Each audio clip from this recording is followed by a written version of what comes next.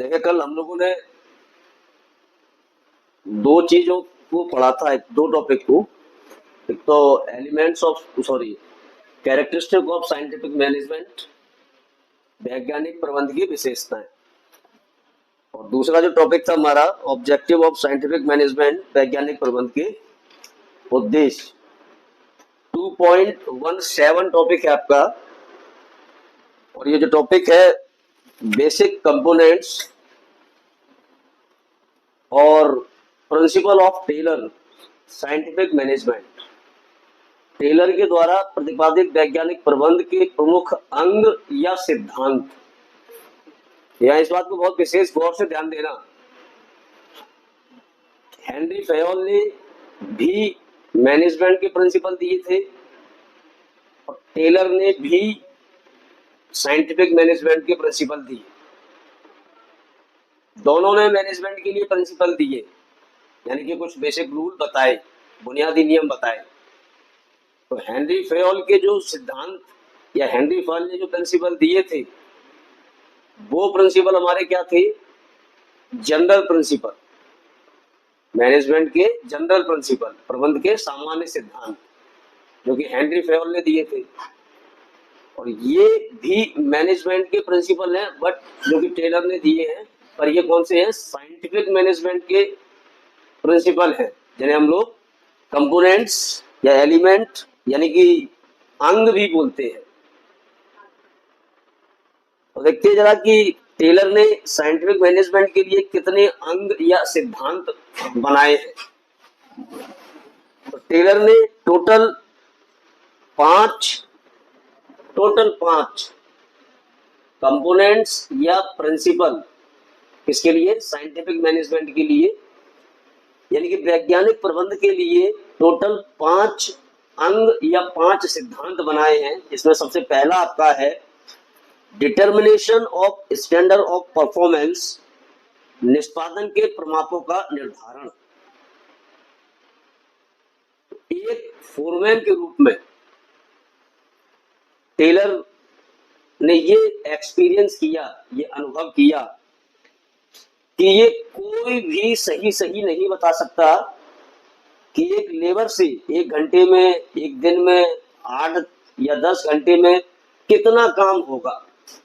मतलब हम एक्सेप्ट नहीं कर सकते, हम लेबर कोई भी XYZ बना रहे कोई भी, तो वो ये सही नहीं बता सकता कि एक लेबर एक घंटे में, एक दिन में, 8 घंटे में, 10 घंटे में कितना काम कर लेगा। ठीक, इसलिए काम को कंप्लीट करने के लिए, यानी कार्य को निष्पादन करने के लिए स्टैंडर्ड ऑफ परफॉर्मेंस यानी प्रमापों का निर्धारण, यानी जो परफॉर्मेंस करेगा उसका एक स्टैंडर्ड टाइम या कुछ एलिमेंट्स यानी तत्व हैं जो जरूर से निर्धारित पहले से ही कर लेना चाहिए। जैसे मैंने आपको बताया था कि टाइम पहले से डिसाइड कर लेना चाहिए, एक काम को करने में कितना समय लगेगा, उसका मोशन क्या होगा, गति क्या होगी, तो कब थकेगा, ठीक है ना। तो ये जो प्रिंसिपल है, यही प्रिंसिपल है या यही एक अंग है जिसका नाम क्या है? Determination of standard of performance, निष्पादन के प्रमापों का निर्धारण। तो क्या कह रहा है कि Taylor found from his experience as a foreman, यानी कि एक फोरमैन के रूप में टेलर ने ये एक्सपीरियंस किया that no one really know exactly how much work a worker was accepted to do in an hour और इन अ डे और 8 और 10 आवर्स। यानी कि एक फोरमैन के रूप में टेलर ने ये एक्सपीरियंस किया, ये अनुभव किया कि कोई भी ये सही नहीं जानता है कि एक श्रमिक, एक लेबर एक घंटे में या एक दिन में या 8 घंटे में या 10 घंटे में वो कितना काम कर सकता है, यानी उससे क्या अपेक्षा, क्या एक्सेप्ट किया जा सकता है, कि कोई नहीं बता सकता। तो इसलिए जो टेलर है वो क्या कहते हैं अपने प्रिंसिपल में, अपने रूल में, कि काम को कंप्लीट करने के लिए पहले से ही ये डिसाइड कर लेना चाहिए, जो कि जिसे हम बोल रहे हैं परफॉर्मेंस ऑफ स्टैंडर्ड, यानी कि निष्पादन के प्रमाप जिसे हम लोग बोलते हैं, कि काम कितनी देर में खत्म होगा या कितने घंटे में वो खत्म होगा या कितने दिनों में खत्म होगा, ये पहले से डिसाइड कर लेना चाहिए। टाइम स्टडी जो होता है उससे ही पता चल जाता है कि एक काम को करने में कितना समय लगेगा। सेकंड जो इनका प्रिंसिपल है वो है फंक्शनल फोरमैनशिप, यानी कार्यात्मक फोरमैनशिप। तो क्या कह रहा है कि Taylor introduced functional formation for supervision and direction under the 8 boss scheme of functional formationship for person 4 person। मतलब तो जो टेलर ने पर्यवेक्षण यानी कि सुपरविजन, पर्यवेक्षण का मतलब क्या होता है, सुपरविजन का मतलब क्या होता है, सुपरवाइजरी करना, देख रेख करना, कौन काम कर रहा है कौन काम नहीं कर रहा है, और नहीं कर रहा है तो उसकी क्या प्रॉब्लम्स हैं, उन प्रॉब्लम्स का सॉल्यूशन निकालना, और डायरेक्शन यानी कि निर्देशन। तो टेलर ने सुपरविजन और डायरेक्शन यानी कि पर्यवेक्षण और निर्देशन के लिए कार्यात्मक फोरमैनशिप का सिद्धांत बनाया, यानी कि फंक्शनल फोरमैनशिप का प्रिंसिपल बनाया, और इसके अंडर में, इसके अंतर्गत 8 बॉस स्कीम यानी कि 8 नायक योजना, एक स्कीम बनाई, एक योजना बनाई जिसमें कितने नायक थे, कितने बॉस थे, 8 टोटल 8। 4 अलग काम के लिए थे और 4 अलग काम के लिए। 4 थे सुपरविजन के लिए, पर्यवेक्षण के लिए, और 4 काय के लिए थे, डायरेक्शन के लिए यानी निर्देशन के लिए। बात समझ में आ रही है? 4 नियोजन के लिए अलग बनाया गया। देखो सबसे पहले क्या दिया है कि टेलर ने पर्यवेक्षण तथा निर्देशन के लिए कार्यात्मक फोरमैनशिप का सिद्धांत प्रतिपादित किया। 2 काम के लिए, काय के लिए, सुपरविजन और डायरेक्शन यानी कि पर्यवेक्षण और निर्देशन। इसके लिए क्या किया कि उन्होंने क्या किया, एक सिद्धांत प्रतिपादित किया जिसे क्या बोलते हैं, फंक्शनल फोरमैनशिप या कार्यात्मक फोरमैनशिप। इसमें 4 नियोजन के लिए और 4 कार्य को संचालन करने के लिए। तो 4 आदमी प्लानिंग करेंगे और बाकी के 4 आदमी क्या करेंगे, उस काम को करवाएंगे, यानी कि टोटल 8 आदमी हो गए। इसीलिए इसका नाम रख दिया है 8 बॉस स्कीम, 8 नायक योजना। इसमें कितने आदमी है टोटल, 8। तो पहले जो 4 हैं जो कि प्लानिंग के लिए हैं, नियोजन के लिए हैं, जिन्हें हम लोग क्या बोलते हैं, निर्देश कार्ड क्लर्क, कार्यक्रम क्लर्क, समय व लागत क्लर्क, अनुशासन क्लर्क। जो प्लानिंग ऑफिसर होगा उसके अंडर में ये चारों काम करेंगे। अब ये जो निर्देश कार्ड क्लर्क है, मतलब ये निर्देश देगा, उसकी प्लानिंग करेगा। कार्यक्रम क्या है, प्रोग्राम्स क्या है, हमारे क्या बनाए हमने, क्या काम करना है, वो प्रोग्राम को डिसाइड, प्लानिंग कौन करेगा, कार्यक्रम क्लर्क। समय और लागत क्लर्क यानी कि टाइम कितना लगना है, कॉस्ट क्या आएगी, इसकी प्लानिंग करने के लिए।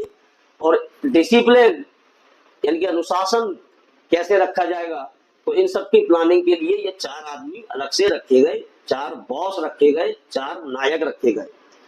4 ऑपरेशन के लिए यानी कि जो काम को हमें संचालन करना है, कार्य संचालन यानी काम को करवाना है, एक्टिविटी करवाना है, उसके लिए गति नायक, टोली नायक, मरम्मत नायक और निरीक्षक। गति नायक, मोशन जो बॉस है गति बताएगा, ठीक है, काम को देखेगा जब काम हो रहा होगा। टोली नायक हो गया, मरम्मत नायक हो गया, ये सब प्रोडक्शन जो ऑफिसर है उसके अंडर में काम करेंगे, यानी कि उत्पादन अधिकारी के अधीन काम करेंगे, ठीक है ना। तो फंक्शनल फोरमैनशिप का प्रिंसिपल किसने दिया था, फंक्शनल फोरमैनशिप का प्रिंसिपल जो है वो F.W. टेलर, जिनका पूरा नाम था फ्रेडरिक विंस्लो टेलर, उन्होंने ये प्रिंसिपल दिया था। और इस प्रिंसिपल के अकॉर्डिंग सुपरविजन और डायरेक्शन के लिए 8 बॉस स्कीम चलाई गई। 4 पर्सन थे, एक तो duty work clerk, instruction clerk, time and cost clerk और डिसिप्लिन। ये किसके अंडर में काम करते हैं, ये जो प्लानिंग ऑफिसर होता है उसके अंडर में काम करते हैं। और 4 जो बॉस थे, 4 अलग, उनके नाम क्या थे, स्पीड बॉस, इंस्पेक्टर, मेंटेनेंस, और गैंग बॉस, ये किसके अंडर में काम करते हैं? जो प्रोडक्शन डिपार्टमेंट का जो मैनेजर है उसके अंडर में काम करते हैं। इनके सबके काम अलग अलग बटे हुए हैं। प्लानिंग के लिए 4 अलग है कि साहब आपको केवल केवल प्लानिंग करना है, और 4 आदमियों को बांट दिया है कि साहब आप केवल केवल प्रोडक्शन जब होगा, यानी व्यक्ति जब काम करेंगे, लेबर वर्कर्स जब काम करेंगे, तब आपको उनसे काम करवाना है। तो वो प्रोडक्शन डिपार्टमेंट के जो मैनेजर है उसके अंडर में काम करेंगे। 2 प्रिंसिपल आपके हुए हैं अभी तक। एक हुआ है डिटर्मिनेशन ऑफ स्टैंडर्ड परफॉर्मेंस, निष्पादन के प्रमापों का निर्धारण। यानी कि टेलर क्या कहते हैं कि कोई भी व्यक्ति ये साफ साफ सही सही नहीं बता सकता कि एक लेबर को एक काम करने में कितना समय लगेगा। एक, या ऐसे मान लो कि वो 1 घंटे में कितना काम कर पाएगा, 1 दिन में कितना काम कर पाएगा, 8 घंटे में, 10 घंटे में, 12 घंटे में वो कितना काम कर पाएगा, ये कोई भी एकदम राइट नहीं बता सकता, एग्जैक्ट नहीं बता सकता। तो इसके लिए पहले से ही क्या होना चाहिए कि किसी भी काम को कितने घंटे में कर लिया जाएगा, ये प्रमाप पहले से ही कर लेना चाहिए, डिटर्मिनेट कर लेना चाहिए पहले से ही कि परफॉर्मेंस स्टैंडर्ड फिक्स है हमारा कि एक कार्य को ज्यादा से ज्यादा 4 से 5 या 4 से 6 घंटे के अंदर अंदर कर लिया जाता है। अगर सही तरीके से आप काम कर रहे हो ऑनेस्टी से, तो वो एक फिक्स टाइम में काम कंप्लीट हो जाएगा। और दूसरा जो फंक्शन था वो मैंने क्या बताया आपको, फंक्शनल फोरमैनशिप जो प्रिंसिपल था, यानी कि जिसको हम क्या बोलते हैं, कार्यात्मक फोरमैनशिप। तो टेलर ने क्या बताया, यानी टेलर ने सुपरविजन के लिए और डायरेक्शन के लिए, पर्यवेक्षण के लिए और निर्देशन के लिए एक स्कीम बनाई, जिसको हम लोग क्या बोलते हैं, 8 बॉस स्कीम, 8 नायक स्कीम। इसमें 4 आदमी को, तो प्लानिंग मैनेजमेंट है या प्लानिंग मैनेजर है, उसके अंडर में 4 आदमी काम करते हैं और 4 आदमी प्रोडक्शन मैनेजर के अंडर में काम करते हैं।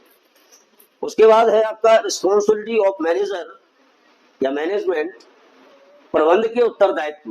एक प्रिंसिपल उन्होंने ये बताया, एक सिद्धांत उन्होंने ये बताया। टेलर का विचार था कि जितने भी मैनेजमेंट हैं उनको प्लानिंग, डायरेक्शन, ऑर्गेनाइजेशन की जो रिस्पॉन्सिबिलिटी है उसको एक्सेप्ट करना चाहिए कि ये मैनेजमेंट, यानी कि जो अगर मैं मैनेजर हूं तो मुझे ये एक्सेप्ट करना चाहिए कि प्लानिंग का काम मुझे ही करना पड़ेगा, डायरेक्शन का काम मुझे ही करना पड़ेगा, ठीक है ना, ऑर्गेनाइजिंग का काम मुझे ही करना पड़ेगा, ये मेरी रिस्पॉन्सिबिलिटी है, ये मेरी जवाबदारी है, ठीक। और दूसरा है differential piece work system of base payment, विभेदात्मक कार्यानुसार मजदूरी भुगतान। इसमें क्या था, टेलर ने इस प्रिंसिपल के थ्रू एक नियम बनाया कि हम हर वर्कर्स को, हर लेबर को जो भी काम देंगे उस काम के लिए एक टाइम फिक्स कर देंगे। हमने किसी भी एक वर्कर को टाइम दिया, वो काम दिया, सॉरी, कि आपको ये काम करना है, और वही काम या दूसरा काम किसी दूसरे लेबर को भी दिया कि आप, किसी को दिया कि आप 2 घंटे में कर लेना, किसी को दिया कि भाई आपको ये काम 4 घंटे में करना है। फिर उनसे क्या बोले कि देखो, जो लोग जो भी आपको टाइम दिया है, अगर उस टाइम से पहले आप काम को निपटा लेते हो तब तो हम आपको ज्यादा सैलरी देंगे, अगर आप उस टाइम से ज्यादा टाइम लगा देते हो काम को कंप्लीट करने में तो फिर आपको सैलरी हम कम देंगे। यानी कि टाइम फिक्स है,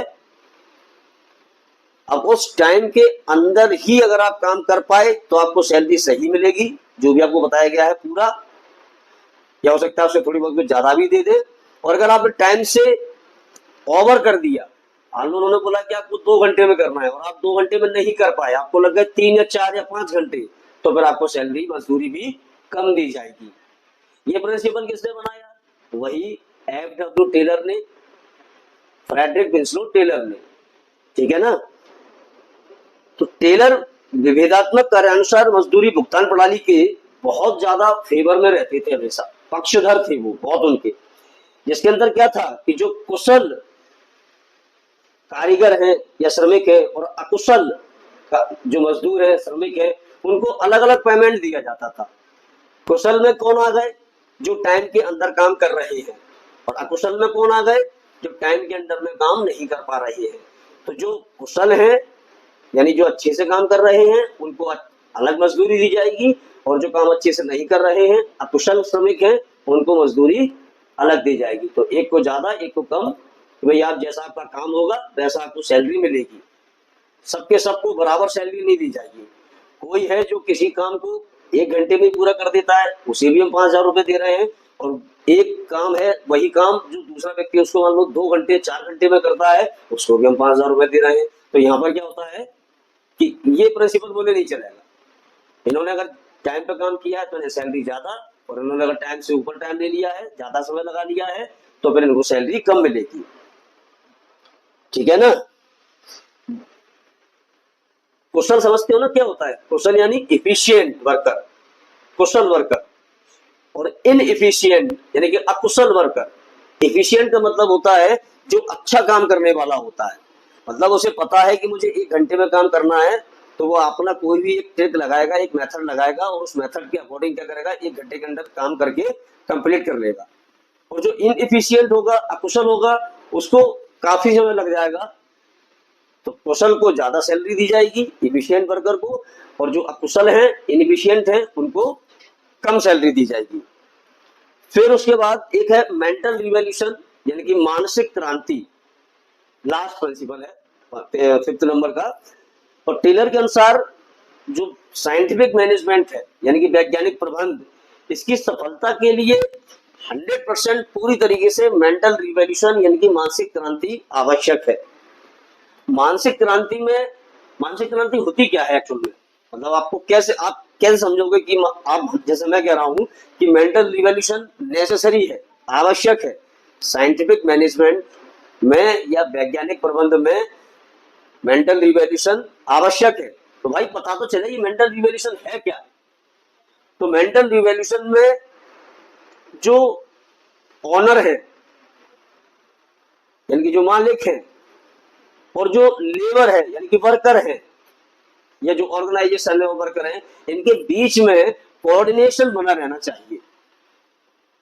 इन्हें कभी भी ऐसा नहीं करना चाहिए जैसे कि जो ऑफिसर होते हैं या मालिक होते हैं, तो उन्हें यह समझना चाहिए कि मजदूर भी एक इंसान है, और उस इंसान को अगर मान लो मजदूर नहीं हो यानी कि वर्कर नहीं हो, तो फिर आपकी जितना भी पैसा है, जो आपने कैपिटल लगाया है, जो आपने मशीन लगाई है बड़ी बड़ी, या जितने भी फिजिकल रिसोर्सेस हैं, वो केवल एक रिसोर्सेस रह जाएंगे, उनसे कुछ भी काम नहीं कराया जा सकता। क्योंकि उनसे काम कौन कराता है? ह्यूमन यानी कि मनुष्य, और मनुष्यों में कौन आता है? वर्कर। तो वर्कर बहुत जरूरी है, यानी ह्यूमन रिसोर्सेस बहुत जरूरी है किसके लिए? फिजिकल रिसोर्सेस को यूज करने के लिए। एक मेरे पास कार है यानी कि फिजिकल रिसोर्सेस है, बट कोई मनुष्य नहीं है उसे चलाने के लिए, तो कार का कोई मतलब नहीं है, वो सिर्फ एक कार बन के रह जाएगी, जिंदगी में कभी वो आगे नहीं बढ़, कुछ चलेगा ही नहीं वो।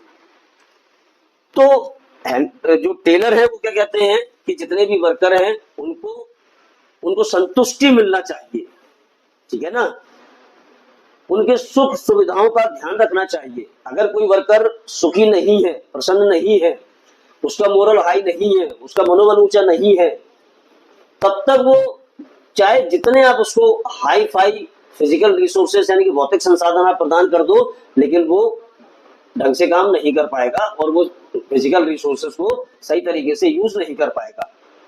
तो जो नियोक्ता है यानी कि एम्प्लॉयर, जो काम पर लोगों को रख रहा है, ठीक है ना, एम्प्लॉयर मतलब नियोक्ता। जो दो लोग होते हैं, एक एम्प्लॉयर है, एक एम्प्लॉई है, एक नियोक्ता है, एक कर्मचारी है। तो एम्प्लॉयर को नियोक्ता बोलते हैं जो कि नियुक्ति करता है यानी कि नौकरी पर रखता है, और एम्प्लॉई कर्मचारी जो कि नौकरी करता है। तो एम्प्लॉयर और जो श्रमिक हैं उनके बीच में जितने भी फ्रैक्शन है यानी मतभेद, जो विवाद है, डिस्प्यूट है, वो नहीं होना चाहिए।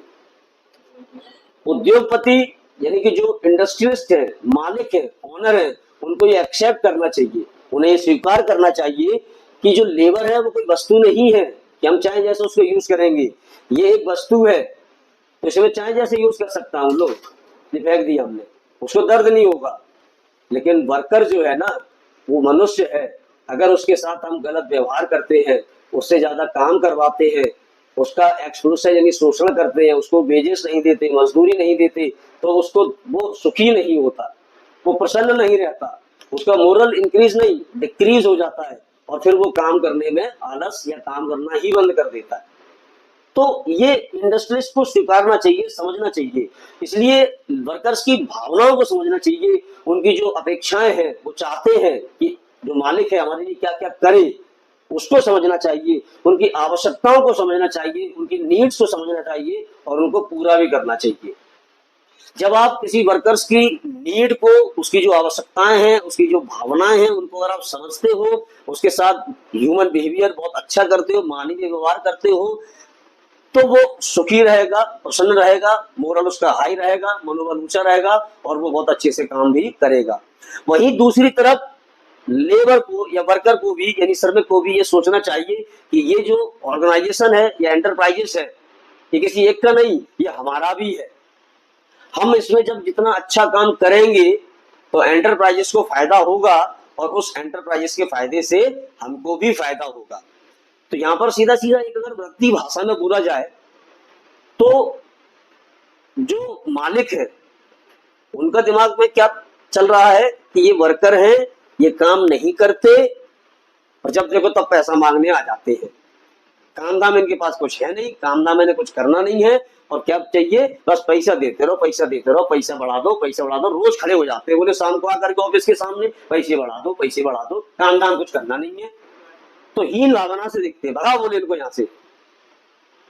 और इधर दूसरी तरफ वर्कर क्या कहता है या वर्कर के दिमाग में क्या चलता है कि ये जो हमारा मालिक है, उद्योगपति है, इंडस्ट्रिस्ट है, जो ओनर है, एम्प्लॉयर है, ये हमसे काम तो बहुत ज्यादा करवाता है,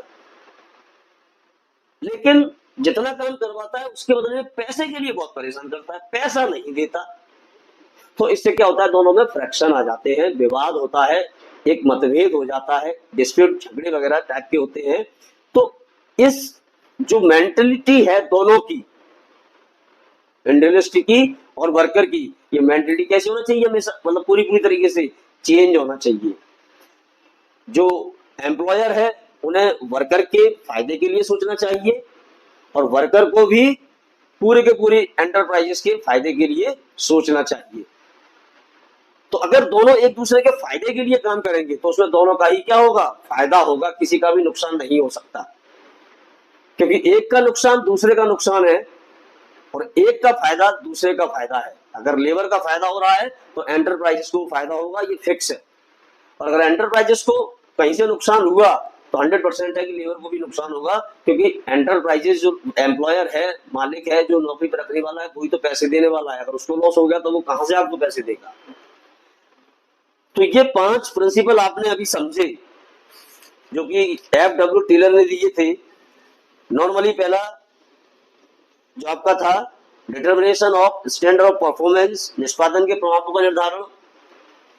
दूसरा क्या था, कार्यात्मक फोरमैनशिप यानी functional foremanship, responsibility of manager, प्रबंध के उत्तरदायित्व, difference piece work system of wages, payment यानी कि विभेदात्मक कार्यानुसार मजदूरी भुगतान या मेंटल रिवॉल्यूशन, मानसिक क्रांति।